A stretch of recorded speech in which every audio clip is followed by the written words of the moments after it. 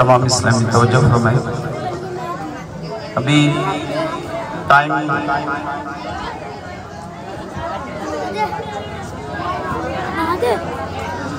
تمام اسلامی توجہ فرمائیں، ٹائم بھی کافی ہو چکا ہے، اور یہ جو بچے جتنا شور کر رہے ہیں نا، تو اس طرح آپ کو بھی نہیں سمجھ آنی اور بچوں کو بھی نہیں سمجھ آنی۔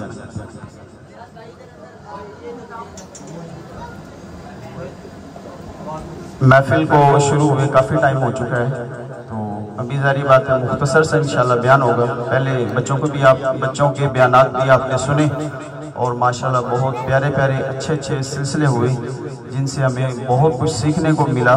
وہ اس انداز سے کہ اپنی اولاد کی ہم تربیت جو ہے وہ اس انداز سے کریں۔ الحمدللہ نحمده ونستعینه ونستغفره ونؤمن به ونتوکل علیہ ونعوذ باللہ من شرور انفسنا ومن سیئات اعمالنا من يهده الله فلا مضل له ومن يضلله فلا هادي له واشهد ان لا اله الا الله واشهد ان محمدا عبده ورسوله الحمد لله رب العالمين والصلاة والسلام على سيد الأنبياء والمرسلين أما بعد فأعوذ بالله من الشيطان الرجيم بسم الله الرحمن الرحيم قال الله تبارك وتعالى في القرآن المجيد والفرقان الحميد وأما بنعمة ربك فحدث صدق الله العظيم وصدق رسوله النبي الكريم الأمين قال رسول الله صلى الله عليه وآله وسلم الصلاة علي نور على الصراط قال رسول الله صلى الله عليه وآله وسلم لا يؤمن أحدكم حتى أكون أحب إليه من والده وولده والناس أجمعين۔ مٹ گئے مٹتے ہیں مٹ جائیں گے اعداء تیرے، مٹ گئے مٹتے ہیں مٹ جائیں گے اعداء تیرے، یا رسول اللہ مٹ گئے مٹتے ہیں مٹ جائیں گے اعداء تیرے، نہ مٹا ہے نہ مٹے گا کبھی چرچا تیرا۔ اعداء کہتے ہیں دشمن کو۔ نبی پاک علیہ السلام کے دور سے ہی جو ہے وہ آپ کی شان کم کرنے والے لوگ موجود تھے، اور آج بھی موجود ہیں اور آئندہ بھی ہوتے رہیں گے۔ لیکن شاعر جو ہے وہ شعر کتنا پیارا لکھتا ہے، مٹ گئے مٹتے ہیں مٹ جائیں گے اعداء تیرے، یا رسول اللہ آپ کے دشمن جتنے بھی ہوں جس دور میں بھی ہوں وہ مٹ جائیں گے، لیکن یا رسول اللہ آپ کا ذکر جو ہے نہ مٹا تھا نہ مٹا ہے اور نہ ہی مٹے گا۔ اللہ پاک نے قرآن میں فرما دیا وَرَفَعْنَا لَكَ ذِكْرَكَ، اے حبیب ہم نے آپ کا ذکر آپ کے لیے ہی بلند کر دیا۔ تو شاعر بڑا پیارا شعر لکھتا ہے، مٹ گئے مٹتے ہیں مٹ جائیں گے اعداء تیرے، نہ مٹا ہے نہ مٹے گا کبھی چرچا تیرا۔ محبوب کی محفل کو محبوب سجاتے ہیں، آتے ہیں وہی جن کو سرکار بلاتے ہیں۔ وہ لوگ خدا شاہد قسمت کے سکندر ہیں جو سرور عالم کا میلاد مناتے ہیں۔ ہم سارے الحمدللہ حضور علیہ السلام کا میلاد منانے کے لیے، آپ کا ذکر خیر کرنے کے لیے یہاں پر حاضر ہوئے ہیں۔ تو میں نے چند ایک آیات مبارکہ پڑھنی ہیں اور ایک دو حدیث مبارکہ آپ حضرات کی توجہ ہوگی تو انشاءاللہ تبارک تعالی ہمیں بہت کچھ سیکھنے کو ملے گا۔ میں نے آیت مبارکہ پڑھی، اللہ تبارک و تعالی قرآن پاک میں ارشاد فرماتا ہے وَأَمَّا بِنِعْمَةِ رَبِّكَ فَحَدِّثْ، اور اپنے رب کی نعمت کا خوب چرچا کرو۔ کیا کرو؟ اپنے رب کی نعمت کا خوب چرچا کرو. یعنی پتہ چلا قرآن سے کہ اللہ پاک کی جو جو ہم پر نعمتیں ہیں اللہ پاک نے فرمایا کہ ان کا جو ہے وہ چرچا کرو, ذکر کرو, مطلب شکر ادا کرو. اب جس طرح ہم یہ محفل سجائے بیٹھے ہیں یہ بھی ایک نعمت کا جو ہے وہ چرچا کرنا مقصود ہے, ایک نعمت کا جو ہے وہ شکر ادا کرنا مقصود ہے. تو اس لیے اللہ تبارک و تعالیٰ کا جو یہ فرمان ہے وَأَمَّا بِنِعْمَةِ رَبِّكَ فَحَدِّثْ, اور اپنے رب کی نعمت کا خوب چرچا کرو. اب ذہن میں سوال ہوتا ہے کہ اللہ پاک کی نعمتیں تو بہت زیادہ ہیں, ہم یہاں پر الحمدللہ صحیح سلامت بیٹھے ہیں, یہ اللہ پاک کی نعمت ہے. ہم الحمدللہ مسلمان گھرانے میں پیدا ہوئے, یہ بھی اللہ پاک کی نعمت ہے. ہمارے ہاتھ پاؤں کان آنکھیں سب کچھ سلامت ہے, یہ بھی بہت ساری بہت بڑی بڑی نعمتیں ہیں. لیکن اللہ پاک نے قرآن میں جو فرمایا وَأَمَّا بِنِعْمَةِ رَبِّكَ فَحَدِّثْ, اور اپنے رب کی نعمت کا خوب چرچا کرو.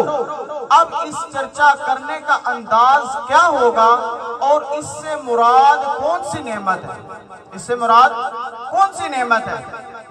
ایک چھوٹی سی مثال ہے.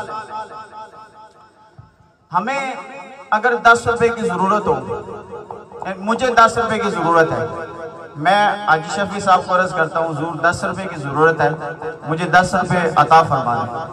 اب یہ 10 روپے نکال کے مجھے عطا فرماتے ہیں, میں کہتا ہوں جزاک اللہ خیرا, کوئی شکریہ کہے گا, کوئی تھینک یو کہے گا, مختلف الفاظ, اتنا سے ہی کہیں گے, اس سے زیادہ تو نہیں نہ کہیں گے. 10 روپے ہے نا, کیا خیال ہے, اتنے کہیں گے شکریہ 10 روپے ہیں. لیکن اگر ہمیں بہت بڑی نعمت ملے, 10 روپے بھی نعمت ہیں, اگر بہت بڑی نعمت ملے, مثال دنیاوی اعتبار سے اگر ہمیں عالی شان بنگلہ مل جائے, ہمیں عالی شان بلڈنگ مل جائے, عالی شان کار مل جائے, ہمیں بہت بڑا بزنس مل جائے, تو پھر ہم کیا کریں گے؟ کیا کریں گے جی؟ دوستوں کی دعوت کریں گے, رشتہ داروں کو بلائیں گے, ان کو ہم اپنے گھر پر انوائٹ کریں گے کہ ہمیں اللہ کی رحمت سے یہ نعمت ملی ہے, آؤ ہماری خوشی میں شامل ہو جاؤ. تو جب ہم دنیاوی نعمت پر اتنا شکر کرتے ہیں, اتنا بڑا اہتمام کرتے ہیں, تو پتہ چلا کہ ہر نعمت کا شکر کا انداز بھی مختلف ہوگا. کیا ہوگا جی؟ 10 روپے ملے جزاک اللہ, 100 روپیہ ملا مزید 2 مرتبہ شکریہ, بہت بہت مہربانی. لیکن اگر عالی شان کار مل جائے تو پھر ہم پھولے نہیں سما رہے ہوتے, پھر ہمیں جناب اندر سے ایسی خوشیوں کی لہر اٹھتی ہے کہ وہ ہم جانتے ہیں یا کوئی اللہ تبارک تعالیٰ جانتا ہے.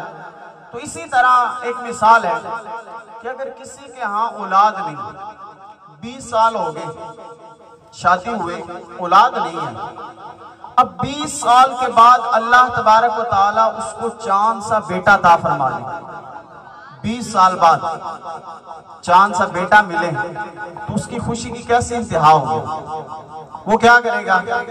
مٹھائیاں بانٹے گا, لوگوں کو بتائے گا کہ اللہ پاک نے مجھے بیٹا عطا فرما دیا. وہ اس کے بھائی بہن, اس کے والدین سارے ذکر کریں گے کہ ہمارے بھائی کو اللہ نے بیٹا عطا فرما دیا. 20 سال ہو چکے جس کے ہاں اولاد نہیں, اللہ پاک نے اس کو بیٹا عطا فرما دیا. والدہ بھی بڑی خوش ہوگی, اس کی بیگم بھی بڑی خوش ہوگی, وہ خود اتنا خوش ہوگا کہ اس کا دل اچھل کر باہر آ رہا ہوگا, اس کا دل اچھل کر باہر آ رہا ہوگا. یار 20 سال بعد اللہ پاک نے اولاد دی. تو پتہ چلا کہ ہر نعمت کا شکر ادا کرنے کا انداز بھی مختلف. یہ بات سمجھ آگئی تھی؟ ہر نعمت کا شکر ادا کرنے کا انداز مختلف. آج بعض لوگ اعتراض کرتے ہیں جی یہ دیکھیں جی یہ میلاد منا رہے ہیں جناب, یہ جلوس منا رہے ہیں, یہ جھنڈیاں لگا رہے ہیں, جھنڈے لگا رہے ہیں, یہ کہاں سے ثابت ہے؟ یہ انشاءاللہ سارا کچھ قرآن سے ثابت ہوگا, اور الحمدللہ ثابت ہے. اللہ کی رحمت سے اہل سنت کا کوئی بھی ایسا کام نہیں ہے کہ جو قرآن و حدیث سے ثابت نہ ہو, الحمدللہ. تو جو نعمت جس لیول کی ہوگی اس لیول کا اس کا پرچار کیا جائے گا, اس لیول کا جو ہے وہ شکر ادا کیا جائے گا, اس لیول کا اس کا جو ہے وہ ڈنکا بجایا جائے گا. اور قرآن سے یہ ثابت ہے کہ اہل ایمان کے نزدیک دنیا پوری کائنات میں جو سب سے بڑی نعمت ہے وہ آپ کے اور میرے پیارے نبی محمد عربی صلی اللہ علیہ وسلم کی ذات ہے۔ اب حضور کی ذات کیسے نعمت جی؟ یہ بھی اللہ پاک نے قرآن میں فرما دیا، بخاری شریف کی حدیث بھی اس پر موجود ہے۔ اللہ تبارک و تعالیٰ کے پیارے حبیب علیہ السلام سب سے بڑی نعمت ہے، یہ اہل ایمان کا یقین ہے۔ جب حضور سب سے بڑی نعمت ہے، یہ ہمارا ایمان ہے، ہمارا عقیدہ ہے، تو لہذا اس نعمت کا شکر بھی اسی انداز سے کیا جائے گا۔ مثالیں سنی نا ہم نے، تو اس نعمت کا بھی شکر ہم اسی انداز سے کریں گے۔ تو یہ جو میلاد منانا یہ بھی شکر نعمت ہے، یہ بھی اس نعمت کا شکر کرنے کا انداز ہے۔ جھنڈیاں لگانا یہ بھی نعمت کا شکر کرنے کا انداز ہے۔ لائٹیں لگانا یہ بھی نعمت کا شکر کرنے کا انداز ہے۔ بیج لگانا یہ بھی نعمت کا شکر ادا کرنے کا انداز ہے۔ ہاں، اس میں ایک مسئلہ یاد رکھیں کہ یہ سارا کچھ کرنا مستحب ہے۔ کریں گے تو ثواب، اچھی نیت کے ساتھ کریں گے تو ثواب، اگر نہیں کریں گے تو گناہ نہیں ہے۔ ہاں، اس کو برا کہنا، اس کو ناجائز کہنا یہ گناہ ہے، یہ جائز نہیں ہے۔ کہ ایک چیز مباح ہے اس کو جو ہے وہ کوئی بھی ناجائز و ممنوع قرار نہیں دے سکتا۔ تو نبی پاک صلی اللہ علیہ وسلم جو ہے وہ سب سے بڑی نعمت ہے۔ آپ کی آمد کی خوشی منانے کے لیے ہم یہ اجتماعات کا اہتمام کرتے ہیں، ہم محفل میلاد سجاتے ہیں۔ نبی پاک صلی اللہ علیہ وسلم کے بارے میں بخاری شریف میں موجود ہے، نبی پاک صلی اللہ علیہ وسلم کے بارے میں ارشاد فرمایا، محمد صلی اللہ علیہ وآلہ وسلم نعمتن، کہ محمد صلی اللہ علیہ وسلم اللہ کی نعمت ہے۔ اب قرآن میں مزید کیا ارشاد فرمایا؟ اللہ تبارک و تعالیٰ ارشاد فرماتا ہے، لَقَدْ مَنَّ اللَّهُ عَلَى الْمُؤْمِنِينَ إِذْ بَعَثَ فِيهِمْ رَسُولًا مِّنْ أَنفُسِهِمْ۔ ارشاد فرمایا لَقَدْ مَنَّ اللَّهُ، کہ تحقیق اللہ نے مومنین پر احسان فرما دیا کہ اپنا پیارا محبوب جو ہے وہ اللہ تبارک و تعالیٰ نے مسلمانوں کو عطا فرما دیا۔ کیا احسان فرما دیا کہ اپنا پیارا محبوب مسلمانوں کو عطا فرما دیا۔ قربان جائیے، اللہ تبارک و تعالیٰ تو یہ ارشاد فرما رہا ہے، لَقَدْ مَنَّ اللَّهُ عَلَى الْمُؤْمِنِينَ إِذْ بَعَثَ فِيهِمْ رَسُولًا مِّنْ أَنفُسِهِمْ، کہ اللہ نے اپنا پیارا حبیب، اپنا پیارا محبوب مسلمانوں کو بغیر مانگے، لَقَدْ مَنَّ اللَّهُ، مننا کا مطلب ہوتا ہے کہ بن مانگے جو ہمیں نعمت مل جائے، بن مانگے ہمیں کوئی نعمت مل جائے، تو اللہ پاک نے لفظ کا کیسا انتخاب فرمایا اور ساتھ میں تاکید بھی لگا دی، لَقَدْ مَنَّ اللَّهُ، تحقیق، ضرور تحقیق، اس کا ایک معنی ہے بے شک۔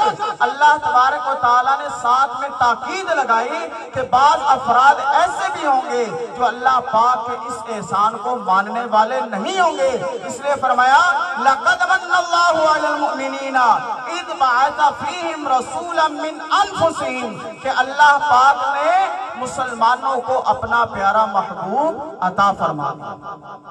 اب یہ تو پتہ چلا اللہ پاک نے پیارا محبوب عطا فرما دیا، اور ساتھ ہی اللہ پاک نے کیا ارشاد فرمایا، وَاذْكُرُوا نِعْمَةَ اللَّهِ عَلَيْكُمْ، اور یاد کرو جو تم پر اللہ پاک کی نعمت ہے۔ کیا فرمایا؟ اور یاد کرو جو تم پر اللہ پاک کی نعمتیں ہیں۔ اب اللہ پاک کی جو نعمتیں ہیں ان کو یاد کرنا، ان کا ذکر کرنا، ان کا جو ہے وہ بشارتیں دینا، ان پر خوشیاں منانا، یہی تو یاد کرنا ہے۔ اللہ تبارک و تعالیٰ نے جو قرآن میں فرما دیا، یہ آج کا ہمارا اجتماع میلاد کرنا یہ بھی قرآن سے ثابت ہے۔ اللہ پاک نے کیا فرمایا، وَاذْكُرُوا نِعْمَةَ اللَّهِ عَلَيْكُمْ، اور یاد کرو جو اللہ پاک کی تم پر نعمتیں ہیں۔ جب قرآن حدیث سے یہ ثابت ہے کہ محمد عربی صلی اللہ علیہ وسلم اللہ کی سب سے بڑی نعمت ہے، تو اس نعمت کا ذکر کرنا، تو لہذا یہ اجتماع میلاد کرنا قرآن سے ثابت ہے۔ کس سے ثابت ہے جی؟ ہم لوگ نا کان کے بڑے کچے ہوتے ہیں۔ اب ایک بڑا مسئلہ یہ ہے کہ ہمارے ہاتھوں میں موبائل ہے، ہم کیا کرتے ہیں جناب، فیس بک چلائی، یوٹیوب چلائی، کوئی بھی جناب مولوی سامنے آیا سننے لگے، او جی یہ شرک ہے جی، بدعت ہے، یہ جائز نہیں ہے، ناجائز ہے جی، یہ فلاں ہے فلاں ہے۔ کبھی کوئی بندہ پوچھ رہا ہوتا ہے حضرت صاحب وہ فلاں مولوی کو سننا کیسا، وہ فلاں مولوی تو یہ کہہ رہا ہے، اس کا کیا جواب ہے؟ یاد رکھیے گا کہ آپ جس طرح علم حاصل کر رہے ہیں، یہ ویڈیو کلپ وغیرہ سن رہے ہیں، اس سے آپ کا نقصان ہوتا ہے۔ بد مذہب کی جو صحبت ہے یہ کیا ہے؟ ایمان کے لیے زہر قاتل ہے۔ تو لہذا ہمارا جو عقیدہ ہے الحمدللہ قرآن و حدیث سے ثابت ہے، اس پہ پریشان نہ ہوا کریں۔ ہم کیا کرتے ہیں، ایک طرف سن کے اپنا جو ہے نا وہ ذہن بنا لیتے ہیں، جناب یہ فلاں کام جو ہے نا وہ جائز نہیں ہے، یہ بدعت ہے، یہ فلاں ہے، یہ فلاں ہے۔ لیکن قربان جائیے، اللہ تبارک و تعالیٰ نے قرآن پاک میں ارشاد فرما دیا، اے پیارے حبیب، قل بفضل اللہ وبرحمتہ فبذالک فلیفرحوا، اے پیارے حبیب اپنے غلاموں کو بتا دو، قل بفضل اللہ وبرحمتہ، اللہ کے فضل اور اس کی رحمت پر۔ اللہ پاک نے کیا ارشاد فرمایا؟ اللہ کے فضل اور اس کی رحمت پر مسلمانوں کو چاہیے فلیفرحوا کہ خوشیاں منائیں۔ کیا کریں؟ خوشیاں منائیں۔ اللہ پاک نے یہ فرمایا قل بفضل اللہ وبرحمتہ فبذالک فلیفرحوا، کہ اللہ کے فضل اور اس کی رحمت پر کیا کریں؟ خوشیاں منائیں۔ اب اللہ کی رحمت کیا ہے یہ بھی قرآن نے ہمیں بتا دیا۔ اللہ پاک قرآن پاک میں ارشاد فرماتا ہے وَمَا أَرْسَلْنَاكَ إِلَّا رَحْمَةً لِّلْعَالَمِينَ، اے پیارے حبیب ہم نے آپ کو نہ بھیجا مگر یہ کہ تمام جہان والوں کے لیے رحمت بنا کر بھیجا، تمام جہانوں والوں کے لیے رحمت بنا کر بھیجا۔ تو قرآن سے ثابت ہوا کہ اللہ پاک کی نعمتوں کا ذکر کرنا، اللہ پاک کے فضل کا، اس کی رحمت کا ذکر کرنا جو ہے یہ قرآن سے ثابت ہے۔ اور ہمیں یہ پتا چلا کہ اجتماع میلاد منانا، یہ جو حضور ہمیں اتنی بڑی نعمت ملی ہے، اس نعمت کا شکر ادا کرنا، اس نعمت کا اظہار کرنا جو ہے یہ قرآن سے ثابت ہے۔ سمجھ آئیے احادیث جو آیات مبارکہ میں نے پڑھی؟ تو اللہ پاک نے کیا ارشاد فرمایا وَمَا أَرْسَلْنَاكَ إِلَّا رَحْمَةً لِّلْعَالَمِينَ، اور ہم نے آپ کو نہ بھیجا مگر یہ کہ تمام جہان والوں کے لیے رحمت بنا کر بھیجا۔ قربان جائیے اللہ پاک کے پیارے حبیب علیہ السلام کتنی بڑی رحمت ہے۔ آپ جب دنیا میں نہ آئے اس وقت بھی رحمت ہے، آپ جب دنیا میں آئے اس وقت بھی رحمت ہے، جب آپ دنیا سے چلے گئے اس وقت بھی رحمت ہے، جب کل قیامت کا دن ہوگا آپ کی رحمت اس وقت بھی برس رہی ہوگی، جنت کے اندر بھی آپ کی رحمت ہوگی۔ اللہ تبارک و تعالیٰ نے آپ کو رحمت للعالمین بنا کر بھیجا ہے۔ اب بھی اگر ہمیں اعتراض کریں جناب یہ کہاں سے ثابت ہے، کیا یہ جائز ہے ناجائز ہے، یہ اجتماعات کرنا، یہ میلاد منانا، کیا صحابہ کرام نے یہ منایا تھا، یہ فلاں طرح کے ہمارے ذہن میں جو ہے نا وسوسے آتے ہیں۔ آئیے مسلم شریف کی حدیث پاک سنتے ہیں۔ نسائی شریف کے اندر بھی حدیث پاک موجود ہے، مسلم شریف کے اندر بھی موجود ہے، راوی دونوں کے مختلف ہیں۔ نسائی شریف کی حدیث پاک ہے مسلمانوں کے سب سے پہلے سلطان، مسلمانوں کے پہلے سلطان حضرت امیر معاویہ رضی اللہ تعالی عنہ، آپ یہ حدیث پاک جو ہے وہ بیان کرتے ہیں۔ آپ فرماتے ہیں کہ ایک مرتبہ صحابہ کرام علیہم رضوان مجمع بنائے بیٹھے تھے، حلقہ لگائے بیٹھے تھے، جس طرح بھی ہم سارے بیٹھے ہوئے ہیں یوں حلقہ لگائے بیٹھے تھے اور آپس میں گفتگو کر رہے تھے۔ تھوڑی دیر کے بعد نبی پاک صلی اللہ علیہ وسلم تشریف لائے۔ مسلم شریف کی حدیث پاک ہے، لوگ کہتے ہیں نا بخاری مسلم سے دکھاؤ کہ حضور کا میلاد منانا کہاں سے ثابت ہے، بخاری مسلم میں قرآن میں اس بات کا ذکر نہیں۔ آئیے مسلم شریف کی حدیث پاک ہے، نسائی شریف کی حدیث پاک ہے، حضرت امیر معاویہ رضی اللہ تعالیٰ عنہ آپ فرماتے ہیں کہ صحابہ کرام حلقہ بنائے بیٹھے تھے۔ تھوڑی دیر کے بعد نبی پاک صلی اللہ علیہ وسلم کی آمد ہوگی۔ جب آپ کی آمد ہوئی تو آپ نے فرمایا ما اجلسکم، اے میرے صحابہ حلقہ بنائے کیوں بیٹھے ہو؟ صحابہ کرام علیہم رضوان نے عرض کیا جلسنا ندعو اللہ ونحمدہ ومن علی ہدانا لدینہ اے پیارے حبیب صلی اللہ علیہ وسلم جلسنا ندعو اللہ ونحمدہ، ہم بیٹھے ہیں اللہ تبارک و تعالیٰ سے دعائیں کرنے کے لیے، ونحمدہ اور اللہ تبارک و تعالیٰ کی تعریف بیان کرنے کے لیے، علی ما ہدانا اس بات پر کہ اللہ پاک نے جس پر ہمیں ہدایت دی، اور ارشاد فرمایا ومنا علینا بکا، یا رسول اللہ صلی اللہ علیہ وسلم آپ کو ہمارے پاس بھیج کر ہم میں مبعوث کر کر اللہ تبارک و تعالیٰ نے جو ہم پر احسان کیا ہے یا رسول اللہ ہم اس کا ذکر کر رہے ہیں۔ اجتماعی میلاد جو ہے یہ کس کا؟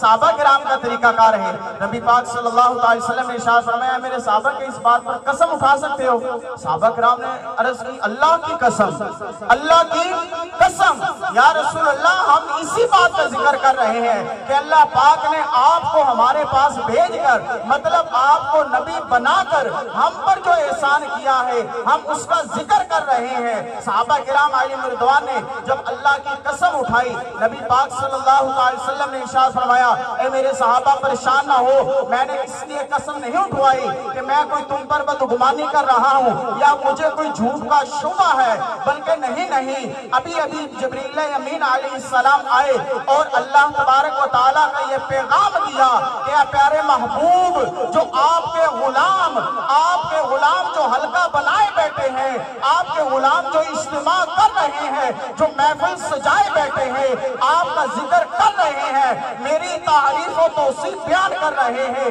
اے پیارے حبیب ان کو یہ خوشخبری سنا دو کہ اللہ پاک ان لوگوں کے بارے میں اللہ پاک فرشتوں میں فخر فرما رہا ہے۔ کیا کر رہا ہے؟ فخر فرما رہا ہے۔ کن کے بارے میں؟ کہ جو اللہ اور اس کے پیارے حبیب کا ذکر کر رہے ہیں۔ ہم کیا کر رہے ہیں یہاں پہ؟ کیا کر رہے ہیں جی؟ اللہ اور اس کے پیارے حبیب کا ذکر ہی کر رہے ہیں نا، تو لہٰذا اللہ اور اس کے پیارے حبیب کا ذکر کرنا، محفل سجانا، یہ کس سے ثابت؟ قرآن و حدیث۔ قرآن کی آیات ہم نے پہلے سنی نا کہ اللہ کی نعمتوں کا ذکر کرنا، اور نبی پاک صلی اللہ علیہ وسلم سب سے بڑی نعمت۔ ابھی ہم نے حدیث مبارکہ سنی، اب ایک اور حدیث پاک سنیے۔ بعض لوگ کہتے ہیں جی حضور نے اپنا میلاد نہیں منایا، اور قربان جائیے نبی پاک صلی اللہ علیہ وسلم تو ہر پیر شریف کو روزہ رکھ کر جو ہے وہ اپنا میلاد مناتے تھے۔ آپ کی بارگاہ میں عرض کی یا رسول اللہ آپ ہر پیر کو روزہ رکھتے ہیں؟ آپ نے فرمایا کہ میں اسی دن جو ہے پیدا ہوا، اسی دن مجھے جو ہے وہ نبوت ملی، اسی دن مجھے جو ہے وہ اللہ تبارک و تعالیٰ نے حکم ارشاد فرمایا اعلان نبوت کا، اللہ تبارک و تعالیٰ نے مجھے اسی دن پیدا کیا، مجھے اس دن پیدا کیا گیا، تو لہذا اس دن کی خوشی میں روزہ رکھ کر اللہ کا شکر ادا کرتا ہوں۔ اب نبی پاک صلی اللہ علیہ وسلم کے ایک بہت پیارا عمل جو ہے وہ آپ سنیے۔ حضرت حسان بن ثابت رضی اللہ تعالیٰ عنہ، آپ جو ہے وہ مداح رسول ہیں، صحابی ہیں، نبی پاک صلی اللہ علیہ وسلم کی تعریفات توصیفات بیان کرتے تھے، حضور علیہ السلام کے اوصاف بیان کرتے تھے، نبی پاک صلی اللہ علیہ وسلم کے بارے میں آج ہم کہتے ہیں نا صحابہ نے میلاد نہیں منایا، آئیے سنیے حضور علیہ السلام حضرت حسان بن ثابت رضی اللہ تعالیٰ عنہ آپ کو منبر پر بٹھاتے تھے اور آپ کو حکم ارشاد فرماتے تھے اے حسان ذرا نعت تو سنا۔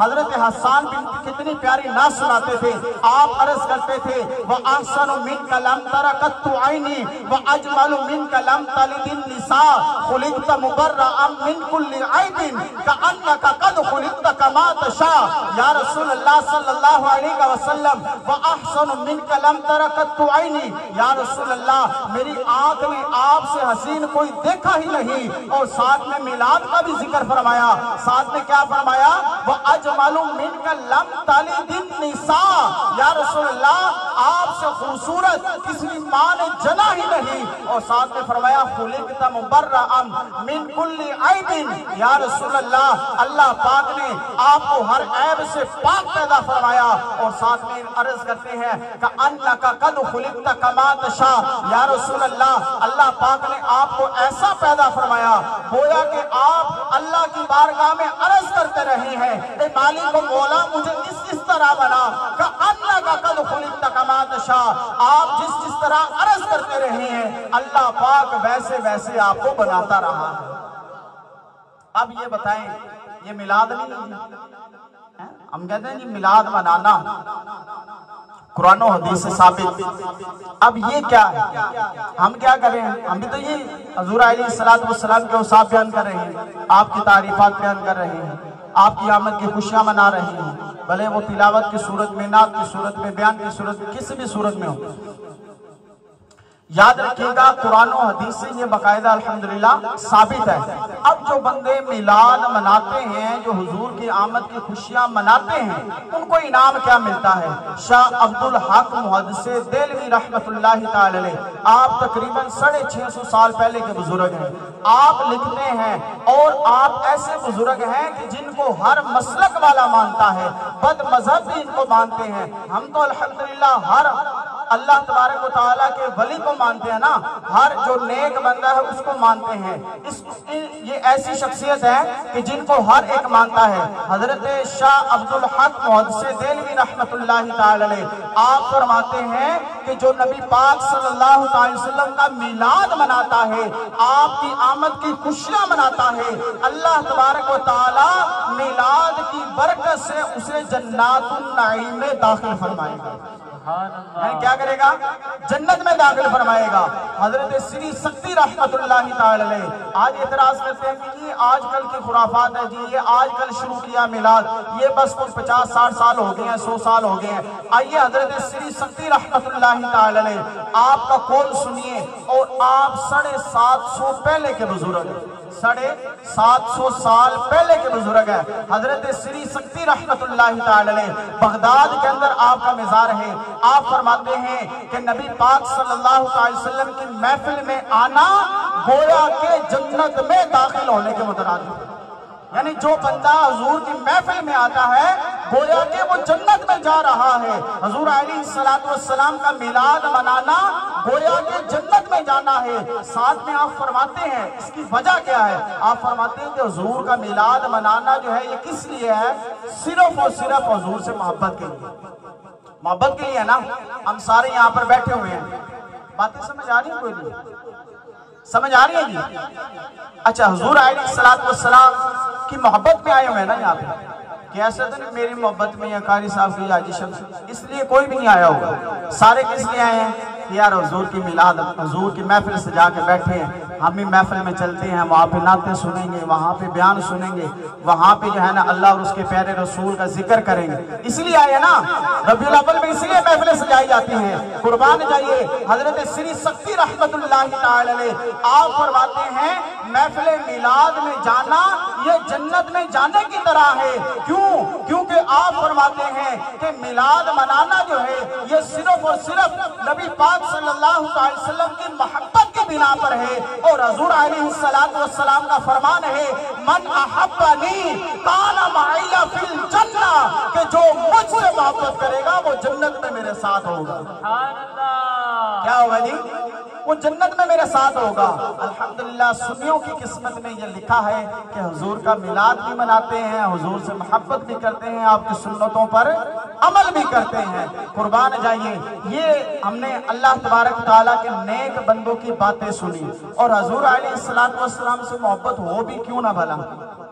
حضور علیہ السلام کا مقام اتنا عرف و اعلیٰ، اللہ تبارک و تعالیٰ نے آپ کو نبوت کے تمام اختیارات عطا فرما دیے کہ نبی جو 1,24,000 پیغمبر اس دنیا میں آئے، کسی نبی کو کوئی معجزہ، کسی نبی کو کوئی معجزہ، کسی نبی کا کوئی وصف، لیکن قربان جائیے نبی پاک علیہ السلام کی ذات پر اللہ تبارک و تعالیٰ نے آپ کو نبوت میں، یعنی جو منصب آپ کو عطا فرمایا، اللہ پاک نے اس میں مختار کل بنا دیا۔ اور حضور علیہ السلام کے ساتھ صحابہ کرام پتہ کس طرح محبت کرتے تھے؟ جو حضور سے محبت کرے گا وہ کیا ہوگا؟ جنت میں حضور کے ساتھ ہوگا۔ اور صحابہ کرام کس طرح جو ہے وہ حضور سے محبت کرتے تھے؟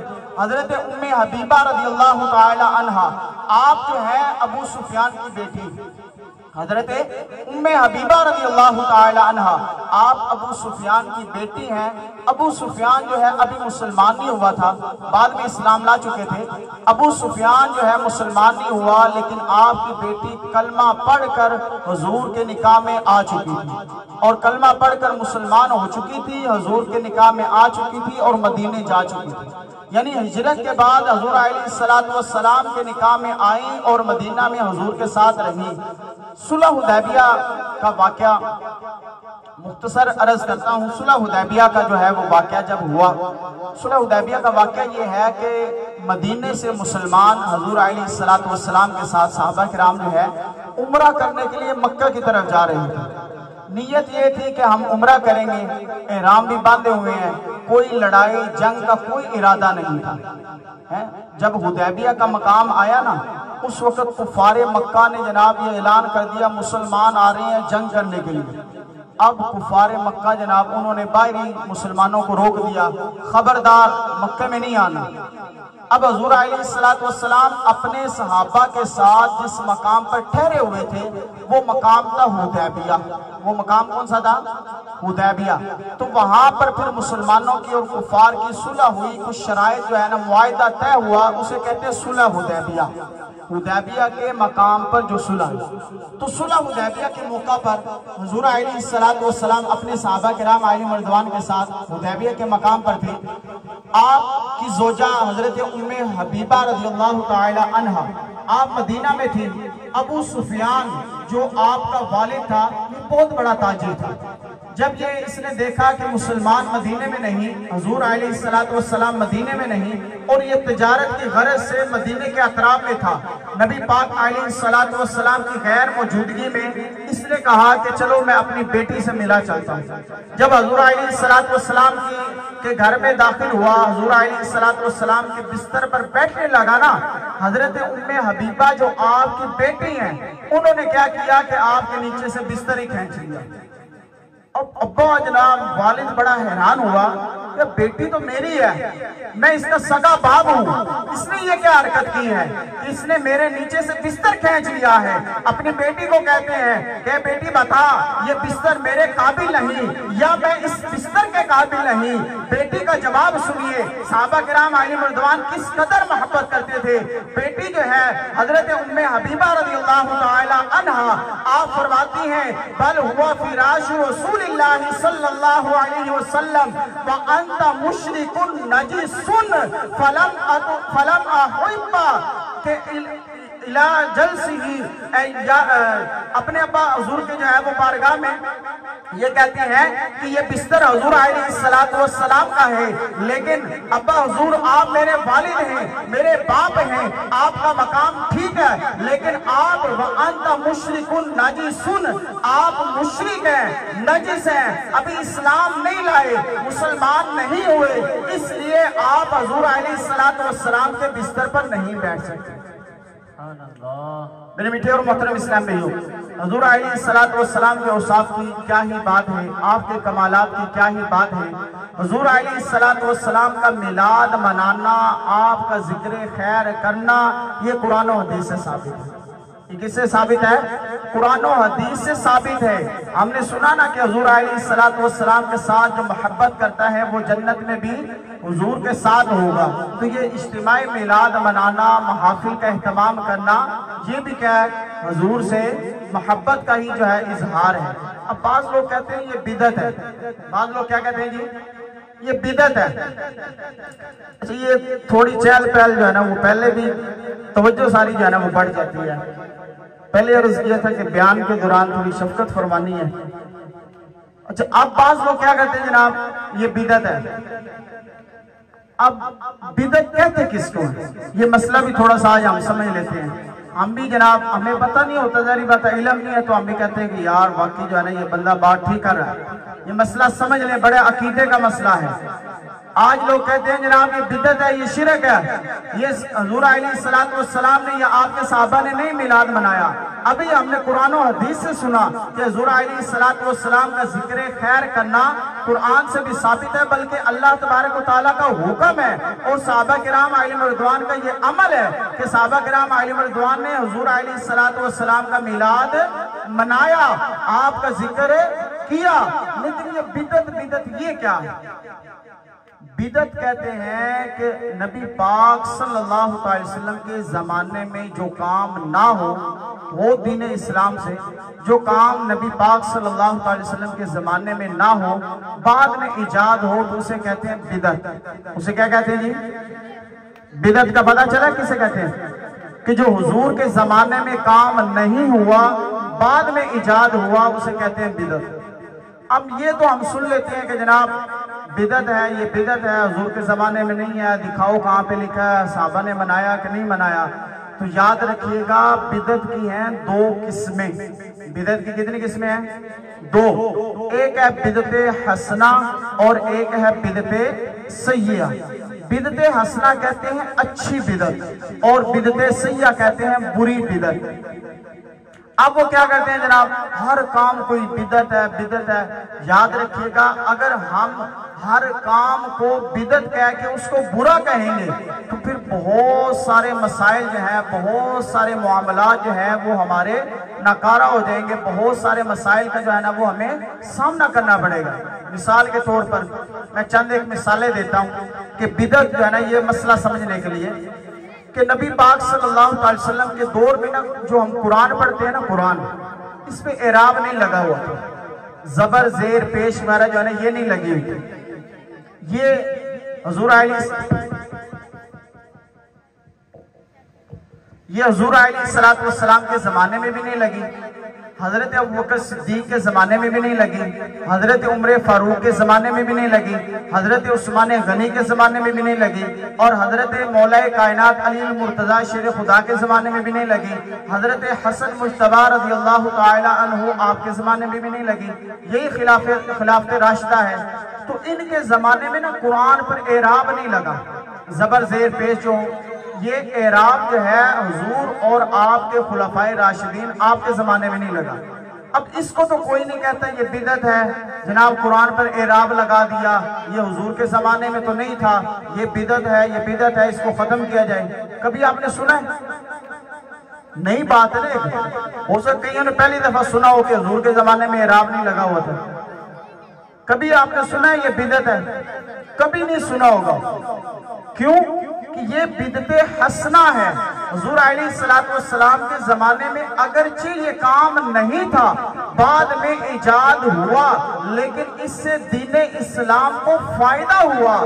وہ کام جس سے دین اسلام کو فائدہ ہو وہ بدعت حسنہ کہلاتا ہے۔ مثال کے طور پر ہماری مساجد کے اندر محراب بنے ہوئے ہیں۔ حضور علیہ السلام کے زمانے میں محراب نہیں ہوتے تھے، بالکل برابر دیواریں ہوتی تھی۔ آج کوئی بھی نہیں کہتا یہ محراب ختم کیے جائیں، یہ بدعت ہے۔ میں ابھی یہ مائک پر بیان کر رہا ہوں، ساؤنڈ پہ بیان کر رہا ہوں۔ حضور کے زمانے میں تو کوئی نہیں ساؤنڈ ہوتا تھا، حضور کے زمانے میں تو کوئی مائک نہیں ہے، کوئی امپلیفائر نہیں ہے، بالکل سادہ اذان دی جاتی تھی۔ اس کو کیوں نہیں بدعت کہتے ہیں؟ بات عقل میں آ رہی ہے کہ کوئی نہیں؟ کہ اس کو بدعت کیوں نہیں کہتے ہیں؟ آخر جو ہے نا یہ اجتماعی میلاد، محفل میلاد، یہ جھنڈیاں لگانا، یہ جلوس نکالنا، یہی بدعت کیوں نظر آتی ہے؟ بدعت تو دیکھیں نا، میں نے کافی ساری چیزیں بتا دی کہ یہ ساری کی ساری جو ہے نا وہ کیا ہے؟ بدعت ہے۔ بدعت کا مطلب پتہ چلا نا، جو حضور کے زمانے میں نہیں ہے وہ نیا کام جو حضور کے زمانے میں نہ ہو بعد میں اسے کیا کہتے ہیں؟ بدعت، نیا کام۔ اب وہ دو طرح کا ہے، بدعت حسنہ اور بدعت سیئہ۔ بری بدعت جو ہے نا یہ جو ہے نا وہ کیا کہتے ہیں؟ گمراہ کرنے والی۔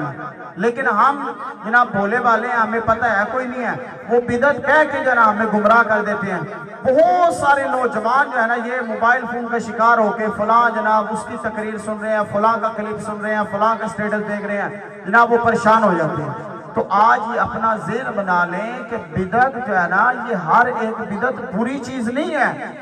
بدعت جو ہے نا یہ ہر ایک بری چیز نہیں ہے۔ کہ جس طرح میں نے مثالیں دی کہ یہ ہماری مسجد کا مینار بنا ہوا ہے، اتنا بڑا مینار کیا صحابہ کرام کے دور میں، حضور کے دور میں تھا؟ نہیں تھا۔ اب ایک اور بات میں آپ کو، ایک اور مسئلہ، ہم نماز تراویح ادا کرتے ہیں، جماعت کے ساتھ ادا کرتے ہیں نا، کبھی اعلان ہوا کہ بھئی جماعت سے تراویح ادا کرنا بدعت ہے، اس کو ختم کیا جائے، گھروں میں ادا کی جائے تراویح، یا مساجد میں اکیلے اکیلے جو ہے نا وہ تراویح ادا کی جائے؟ کبھی سنا آپ نے؟ نہیں سنا نا، تو اس کو کیوں نہیں بدعت کہتے؟ حضور علیہ السلام کے زمانے میں تو تراویح کی جماعت نہیں ہوتی تھی، حضرت ابوبکر صدیق کے زمانے میں بھی تراویح کی جماعت نہیں ہوتی تھی، حضرت عمر فاروق اعظم رضی اللہ تعالی عنہ آپ کے زمانے میں باقاعدہ تراویح جو ہے وہ جماعت سے ادا کرنی شروع کی۔ ایک مرتبہ حضرت عمر فاروق اعظم رضی اللہ تعالی عنہ آپ مسجد میں تشریف لائے، آپ نے دیکھا صحابہ کرام جو ہے نا وہ کوئی ایک، کوئی دو، کوئی ایک کر کے جو ہے نا نماز تراویح ادا کریں گے۔